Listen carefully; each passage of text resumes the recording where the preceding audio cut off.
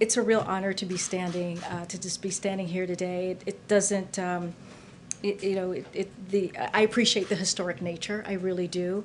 But I believe that, being behind this podium, being in this room, being in this building is not about one person. It's about, what we do on behalf of the American people. Clearly, the president believes in representation matters, and I appreciate him giving me this opportunity. And it's another reason why I think we are all so proud that this is the most diverse administration in history.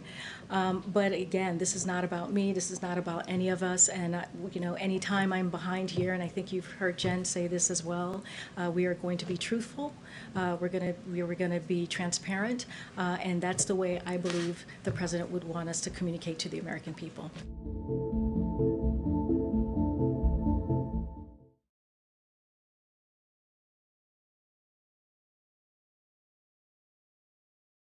My name is Karine Jean-Pierre. I've run grassroots campaigns and presidential campaigns. I served under President Obama in the White House, and I'm a naturalized citizen. I'm often asked why it's important for naturalized citizens to get involved with politics. Here's why. Because I know what it's like to not have a choice. My family's lived through a dictatorship where getting involved in politics wasn't an option. And now that we've survived it, I can't imagine choosing not to get involved in politics. My story begins in Haiti. My parents were young. They were both born in Haiti. Under the dictatorship, my parents' free speech was censored, but their ambition couldn't be. They had no say over the direction of their country, but fought for a say over their family's future. They knew they wanted their children to have a better life. So they plotted to go to Martinique, where they hoped they'd eventually be able to get to the United States. It was there, in Martinique, that I was born. A while after moving to Martinique, my family got the chance to move to France and then finally to the United States. But even after America welcomed us, our struggles didn't suddenly disappear. My father got a job as a New York City taxi driver and woke up at 4 a.m. every day to make it to JFK to be in the taxi line when the first international flights of the day started landing. My mom worked multiple jobs to help keep us afloat. She worked as a home health care aide during the week and managed a hair salon on the weekends. And of course, they were both raising me and my two younger siblings, trying to give us the best education they could.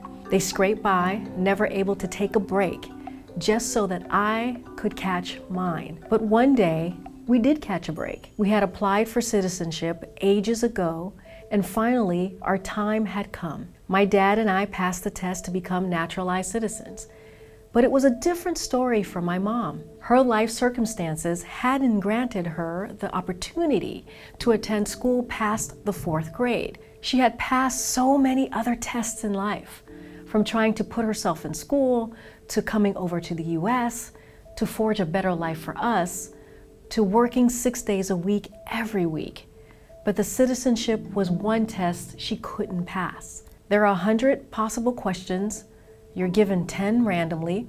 A lot of US citizens who were born in America and have never had to take the test wouldn't be able to pass it. But for my dad, who did pass, finally, years after escaping a violent, punitive dictatorship, had a voice again. And there was no way he wasn't going to use it.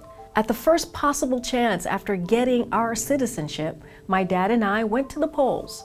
There are other ways to make a difference in your community, of course, but voting is special. He was finally a citizen, and so was I. It took me a long time to realize I wanted to work in politics. My parents, having grown up in the time and place they did, viewed the profession as corrupt, and in Haiti, it was.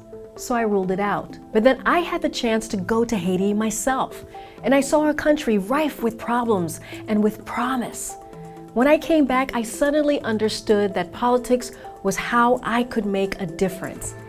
And I've never looked back. I've worked to make sure that families like mine have a chance to succeed in this country, and families nothing like mine too. Because that's the promise of America, that everyone gets a shot. But that's also our responsibility, I think, as citizens, naturalized or not. We need to hold America up to its promise.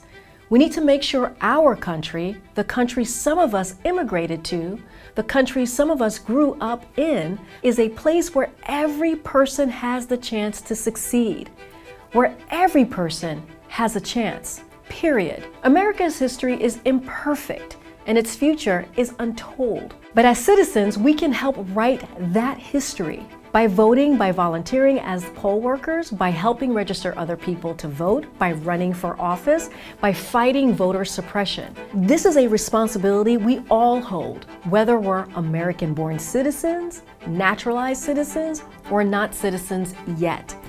We can and must hold America accountable to its ideals. America promised us opportunity and hope. It offered a golden door. It's our job to keep pushing that door open, to keep shining the door, day in and day out, until it shines as brightly as possible. As the daughter of Haitian American immigrants who had the door of democracy closed on them in Haiti, I can't imagine it any other way. It's a memoir that talks about my life here growing up as an immigrant.